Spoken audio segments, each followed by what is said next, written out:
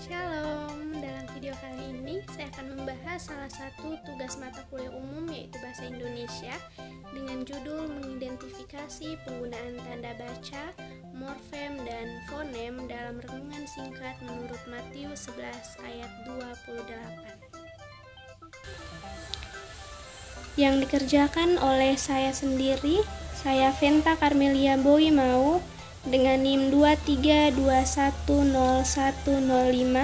Fakultas Teologi, Prodi Teologi Agama Kristen, Universitas Kristen Artawacana. Sebelum masuk pada bagian mengidentifikasi, saya mengajak kita semua untuk melihat teks dalam Matius 11 ayat 28 yang berbunyi demikian. Marilah kepadaku semua yang letih lesu dan berbeban berat, aku akan memberi kelegaan kepadamu.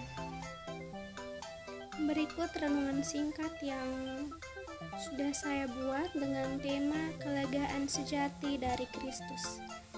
Kita seringkali merasa terbebani oleh masalah yang tak kunjung usai dalam hidup ini, baik beban fisik, emosi, maupun spiritual. Namun, Tuhan Yesus memanggil kita datang kepada Dia untuk mendapatkan kelegaan. Bukan kelegaan sementara seperti yang diberikan dunia, melainkan kelegaan sejati yang berasal dari Dia. Seperti seorang tuan yang memperhatikan hamba-hambanya, Tuhan Yesus mengundang kita untuk menyerahkan segala kekhawatiran kepada Dia. Dalam Dia, kita menemukan kedamaian dan kekuatan baru untuk terus berjalan di jalan yang lurus dan penuh kasih. Kita masuk pada bagian mengidentifikasi. Yang pertama, penggunaan tanda baca, yang kedua, penggunaan morfem, dan yang ketiga, penggunaan fonem. Kita masuk pada mengidentifikasi penggunaan tanda baca. Yang pertama, tanda koma, yang digunakan untuk memisahkan klausa dan memberikan jeda dalam penyampaian. Yang kedua, tanda hubung yang digunakan pada pengulangan. Dan yang ketiga, tanda titik yang menandakan akhir dari suatu pernyataan atau kalimat. Kita masuk pada penggunaan tanda koma. Kita dapat melihat penggunaan tanda koma yang digunakan setelah kata ini, setelah kata fisik, setelah kata emosi, setelah kata namun, setelah kata dunia, setelah kata hamba-hambanya, dan terakhir setelah kata dia.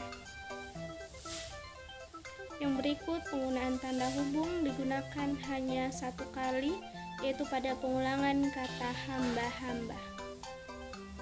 Yang berikut, penggunaan tanda titik digunakan sebanyak 5 kali sesuai dengan jumlah kalimat yang ada dalam renungan singkat. Yang pertama pada kata terakhir dari kalimat pertama, yaitu setelah kata spiritual.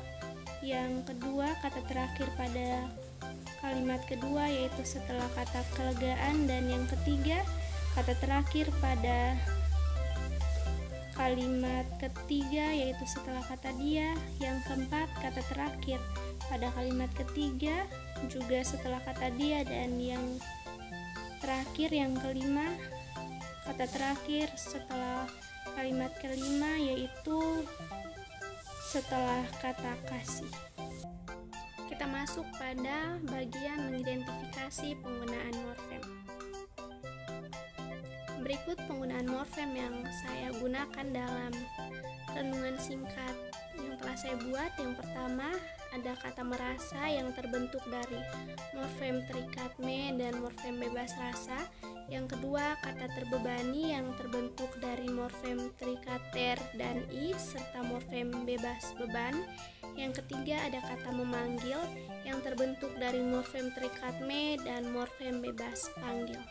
Yang berikut ada kata mendapatkan yang terbentuk dari morfem terikat men dan kan serta morfem bebas dapat. Yang berikut ada kata kelegaan yang terbentuk dari morfem terikat ke dan an serta morfem bebas lega. Yang berikut ada kata diberikan yang terbentuk dari morfem terikat di dan kan serta morfem bebas beri.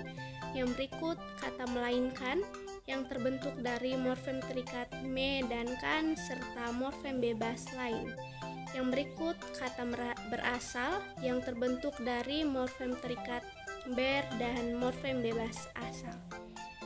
Yang berikut ada kata memperhatikan yang terbentuk dari morfem terikat mem, per, dan kan serta morfem bebas hati.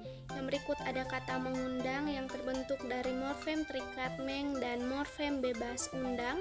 Yang berikut ada kata menyerahkan yang terbentuk dari morfem terikat men dan kan serta morfem bebas serah. Yang berikut ada kata kekhawatiran yang terbentuk dari morfem terikat ke dan an serta morfem bebas khawatir. Yang berikut ada kata menemukan yang terbentuk dari morfem terikat men dan kan serta morfem bebas temu. Yang berikut ada kata kedamaian yang terbentuk dari morfem terikat ke dan an serta morfem bebas damai.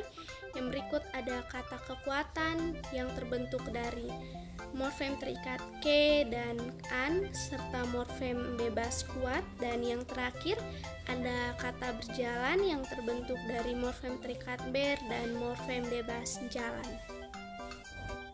Yang berikut kita masuk pada bagian mengidentifikasi penggunaan fonem. Penggunaan fonem dalam renungan singkat yang telah saya buat terlihat dalam kata Tuhan dan Tuan. Tuhan merujuk pada Tuhan Yesus sebagai subjek utama yang memanggil dan memberikan kelegaan kepada manusia, sedangkan Tuan digunakan sebagai kiasan atau analogi yang menggambarkan hubungan Tuhan dengan manusia, di mana Tuhan disamakan dengan seorang Tuan yang memperhatikan hamba-hambanya. Sekian dan terima kasih. Tuhan Yesus memberkati. Shalom.